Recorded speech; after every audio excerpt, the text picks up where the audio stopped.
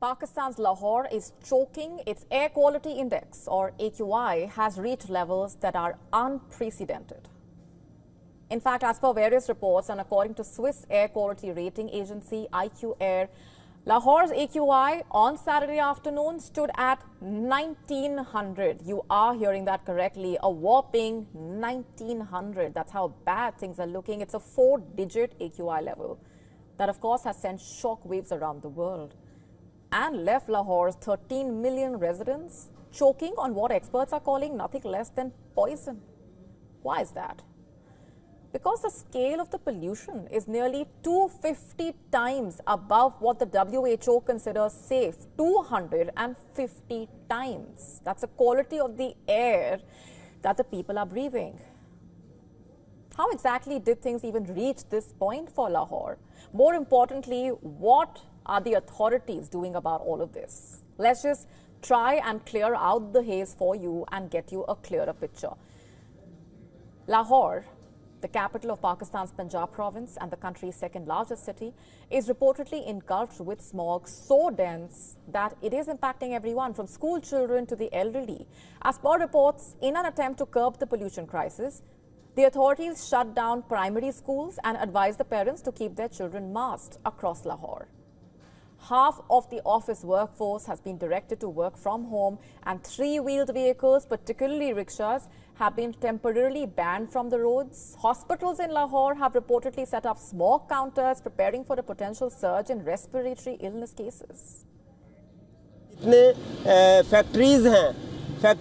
Most of the factories pollute the environment. This is the main cause of the smog. The government should make a plan for it so the smog can be controlled.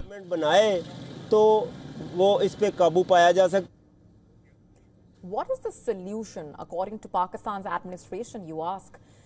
Well, that's hazy because rather than focusing solely on domestic policies or stricter regulations, Pakistan seems to be too busy pointing fingers across the border. As per reports, senior Punjab Minister Maryam Aurangzeb has said that polluted winds carrying particles from India are to blame for Lahore's worsening air quality. Aurangzeb reportedly said that only dialogue with India can fix Pakistan's pollution woes. To put it simply, Pakistan is trying to say that the wind is transporting India's pollution directly into their airspace. But is that really what caused Lahore's unprecedented pollution levels? Let's just take a deep breath here and a step back to look at the bigger picture and what's going on. You see, Lahore's pollution nightmare did not blow in from India.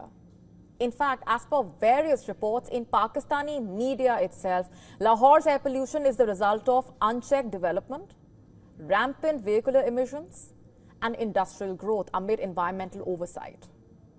In fact, as per reports, Lahore is estimated to have around 4.5 million motorcycles, 1.3 million cars and trucks, all emitting toxic gases daily in a way. It has reportedly nearly 7,000 factories, over 1,000 brick kilns operating nearby. Farmers in adjacent districts like Gujranwala, Sheikhupura reportedly routinely burn stubble, further adding to the crisis.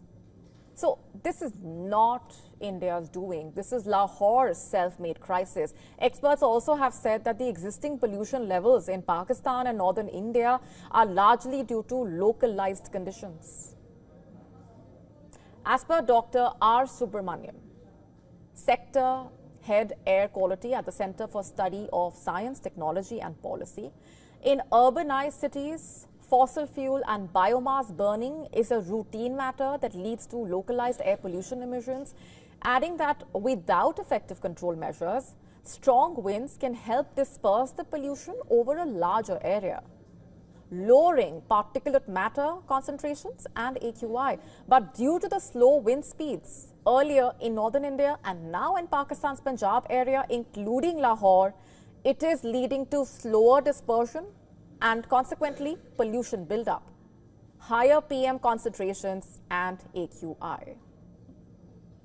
As per reports, over the years, Lahore's authorities have tried out various measures to try and mitigate the smog crisis. They have sprayed water on the roads, tried using artificial rain, recently implemented a green lockdown, but reportedly these measures have little to no impact. For example, reportedly even basic statistics like the exact number of vehicles in Lahore are not available, reportedly. And this lack of data is important because, as per reports, Pakistan's own climate and environmental agencies have identified vehicles as a primary contributor to Punjab's air pollution.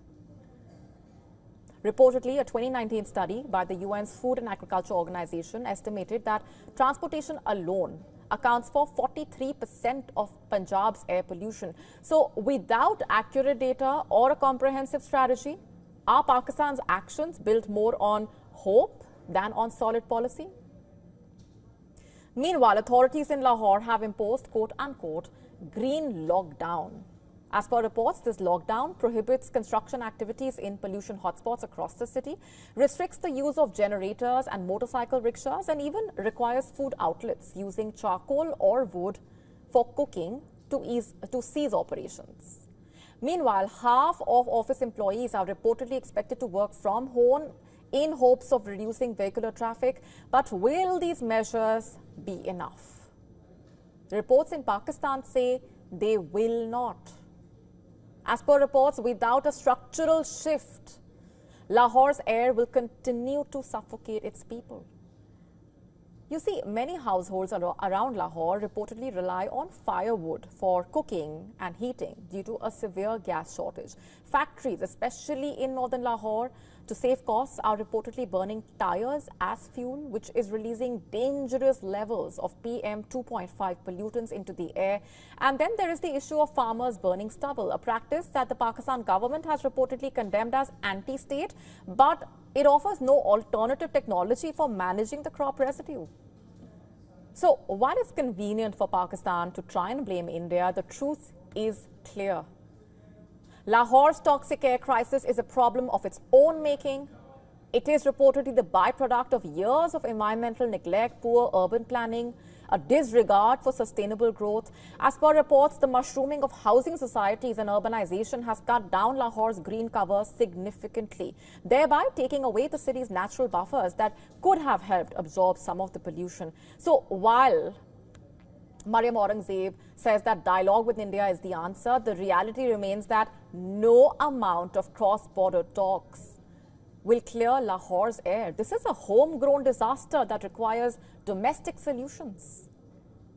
The government's refusal to accept responsibility in a way and address the underlying issues is worrying and, only prolongs the suffering of the people on the ground. Lahore's smog crisis is not just a seasonal issue, it is a public health emergency. And until Pakistan's leaders confront this basic reality and act on it, Lahore will unfortunately remain engulfed in a deadly smog of its own making. To stay up to speed with the latest news, download the WION app and subscribe to our YouTube channel.